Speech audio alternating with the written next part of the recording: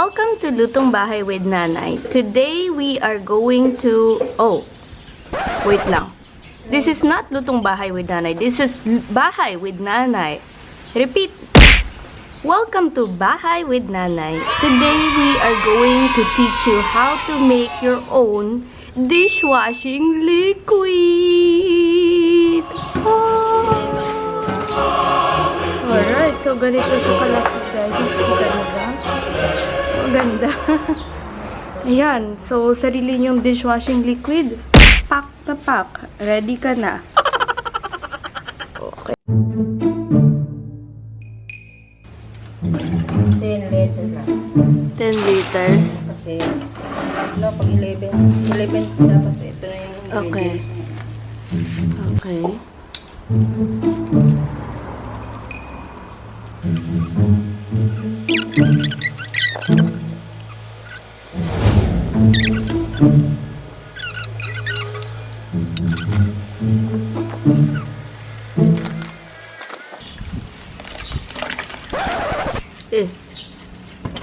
Parang nagdai siya.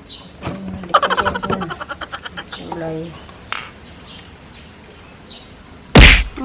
Yan pala yung pangpakulay.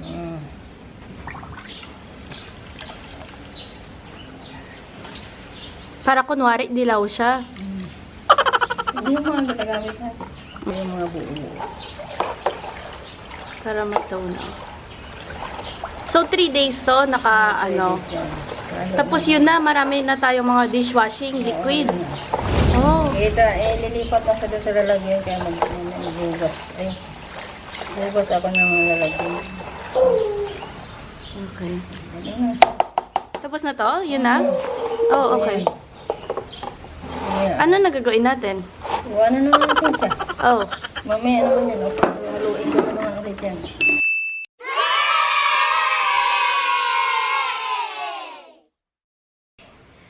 Thank you for watching this episode of Lutong Bahay with Nanay. If you like this video, make sure to subscribe to this channel, hit that like button, and share it with your friends. Let's all make sure that we are healthy as can be and all eat amazing great food all day, every day.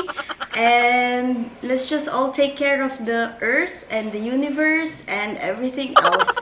I'm hoping the best for you. Riches, love, family, relationships. I hope you all have the best that is possible. I'll see you in the next video.